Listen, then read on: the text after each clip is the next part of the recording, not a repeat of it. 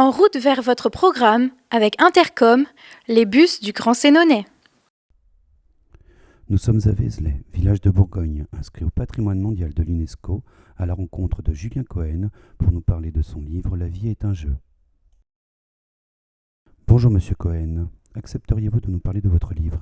Avec grand plaisir, Marc. À votre naissance, vous arrivez à Frétigny. Je suis quasiment né en Eure-et-Loire à Frétigny. En vrai, je suis né à Fontenay-sous-Bois, mais mes parents ont créé leur usine dans un petit village qui s'appelait Frétigny. Et c'est en partie grâce à Pierre Bonte, qui à l'époque animait plein d'émissions avec d'ailleurs Jacques Martin aussi, et une émission qui s'appelait Par le petit bout de la lorgnette. Et dans le cadre de cette émission, il sollicitait des chefs d'entreprise pour revenir repeupler économiquement les petits villages qui en avaient besoin. On devrait faire d'ailleurs la même émission aujourd'hui parce que je pense que c'est important. Et du coup, voilà, mon père avait créé sa boîte avec 2-3 salariés. Ils ont terminé à 600 et il employait, c'est le plus gros employeur de la région. Et mon père fabriquait les écussons Lacoste, les écussons Pierre Cardin, enfin tout ce qui était écussons thermocollants. Dans l'émission Affaires conclues, vous avez fait la rencontre de Sarah.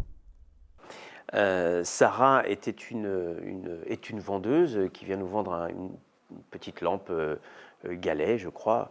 Et puis elle commence, elle a une très belle narration, elle se présente très bien, elle présente très bien son objet. Et puis je sais pas, il y a eu un espèce de feeling, et je lui ai demandé à un moment de parler de ses origines, son père, etc.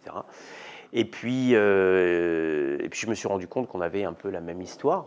Ses parents avaient échappé à la Shoah, au même titre que ma grand-mère, puisque c'est grâce à ma grand-mère que je suis là.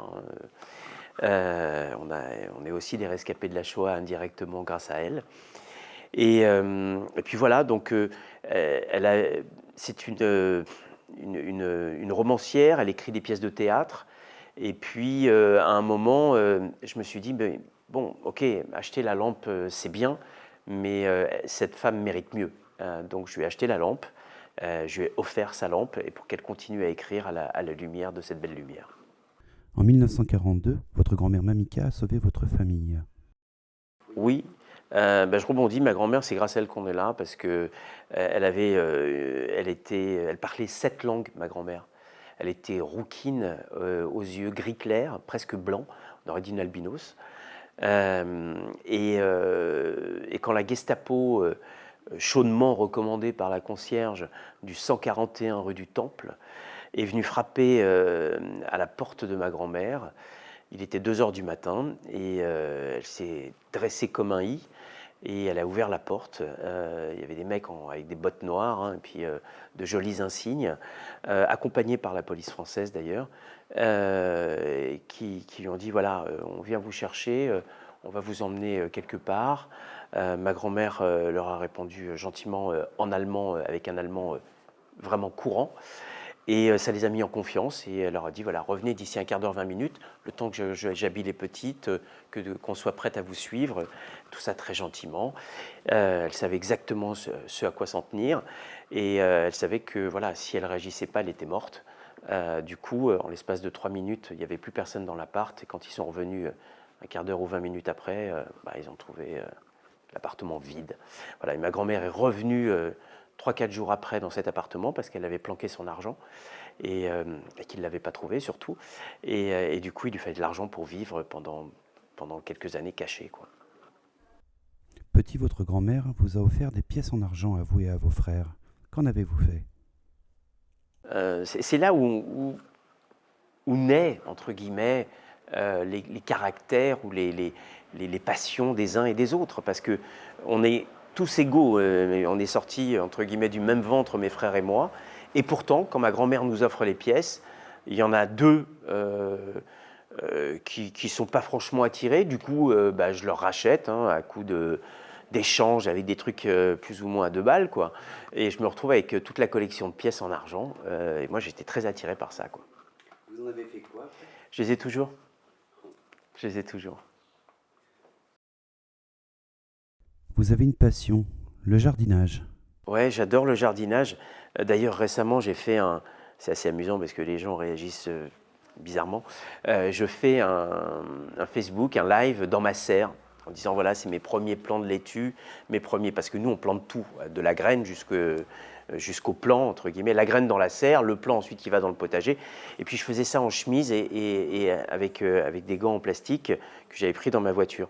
Alors je veux simplement dire aux gens que le jardinage, on n'est pas obligé d'être habillé en jardinier matin, midi et soir. Quand on jardine quelquefois 10 fois 5 minutes dans la journée, parce que je fais des allers-retours dans ma serre, parce que, etc., on n'a pas besoin d'être sapé comme ça. Mais bref, le jardinage chez moi, c'est super important.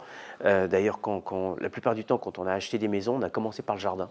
Parce que mon kiff à moi, c'est d'arriver et de voir de la verdure partout, de sentir des arômes pas possibles.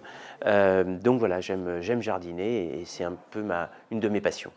Si vous deviez souhaiter quelque chose à votre femme, À ma femme, si je dois lui souhaiter quelque chose, je lui souhaiterais très égoïstement de rester très amoureuse de son mari. Mon couple, c'est ma vie. Hein. petit, vos frères et vous aviez des surnoms. Lesquels étaient-ils? Alors, mon petit frère, c'est Beurla. C'est une cerise. Alors, Jean-Jacques, il a changé de prénom. Jean-Jacques, c'était Evrel, Dalton, hein, mais il a changé de prénom, on l'appelle l'Africain maintenant. Voilà, parce que mes deux frères habitent en Israël, hein, et il a un look voilà, on l'appelle l'Africain, quoi. Voilà, c'est son prénom. Et moi, je ne sais plus quel prénom ils m'ont donné.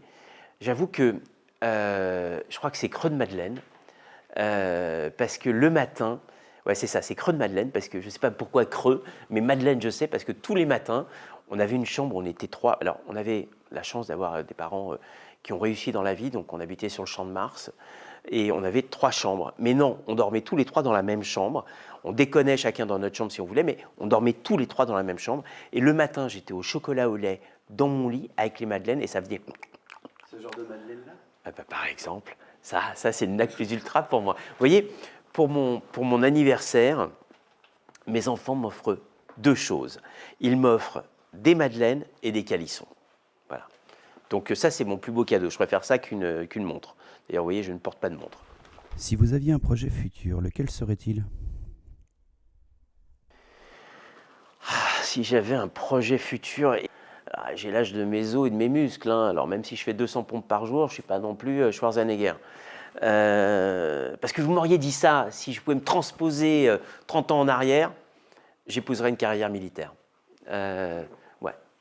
J'aurais rêvé d'être un commando marine ou dans l'action, quoi. Voilà. Pour l'aventure? Pour l'aventure, pour l'adrénaline, moi je suis à la recherche perpétuelle d'adrénaline. Ma femme m'a fait arrêter la compétition auto parce qu'il y a eu 2 morts dans une compétition. Je faisais des compétitions sur des véhicules historiques. Donc quand on dit historique, on dit sans protection aussi. Et c'était ma plus grande jouissance parce que l'adrénaline, elle est à 100%. Donc voilà, moi je suis à la recherche d'adrénaline et j'aurais voulu être constamment, quoi. Voilà, au GIGN, à l'armée, dans la Légion, enfin peu importe. Ça, c'était mon truc. Maintenant, aujourd'hui, qu'est-ce que je peux me souhaiter?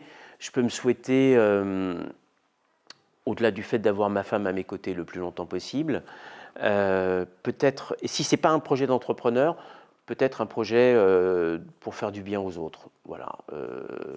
Moi, j'aime pas enseigner parce que je ne suis pas un enseignant, mais j'aime donner ce que je sais faire. Donc là, j'étais récemment dans un lycée à Cosne-sur-Loire et j'espère avoir donné envie aux gamins d'entreprendre. Voilà. J'aimerais donner envie aux gamins d'entreprendre. Je vous remercie beaucoup, Monsieur Cohen. Merci Marc, c'était très sympa. C'était un plaisir. Partagez. Je vais pouvoir déguster ma madeleine. Je vous en prie. Merci.